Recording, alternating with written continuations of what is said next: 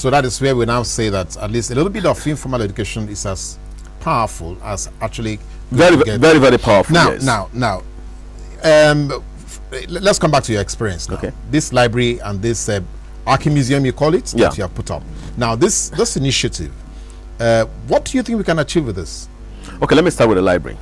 Now, the library came up in 2004. Now, before this library, I was going to tell you part. It's very necessary to tell you part of the story. When I left government house and I came back to Lagos, I stayed for almost a year without a job, and I was desperate. I needed to get a job. I had a wife. I had a baby. I had my parents who were staying with me. So I started thinking. I said, what do I do? Then my friends convinced me, and I set up a business center. You know, the normal business center, you come and make photocopy and all that. Yes. Then I discovered a lot of younger people come to the business center. They come with somebody else results, maybe a WAEC result. Then they will ask, okay, do you have Tipex? And I'll give them a Tipex. Then they will Tipex the person's name. They will write their own name, and they make a photocopy. And I keep asking, now, if you present the certificate, can you defend it? Most of them can't defend it.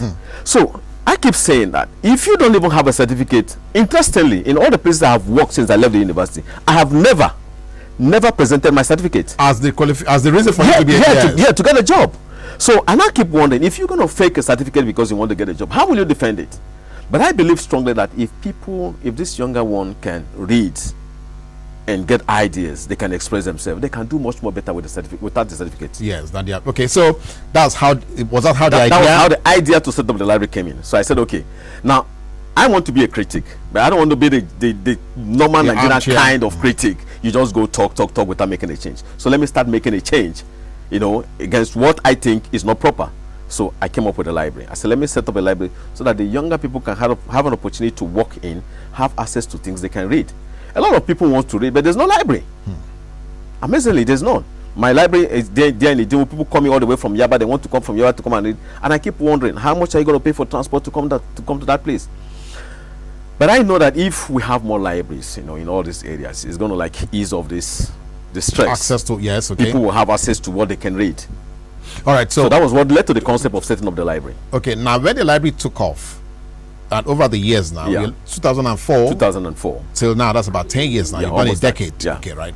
Now, so if you look back at the period, how much of patronage have you generated? I mean, will you say that you can justify or justifiably say to yourself, yes, I took the right decision setting up this library? Okay, I'll say yes. Totally yes. I'm saying yes based on the following facts. One, I've had a couple of let me point out for one thing that people don't read. And so because I was going to come to that. Yes, and because people don't read, the patronage is not that high. But once WAEC exam is coming up, or JAMB exam is coming up, or GC is coming up, the library is filled up.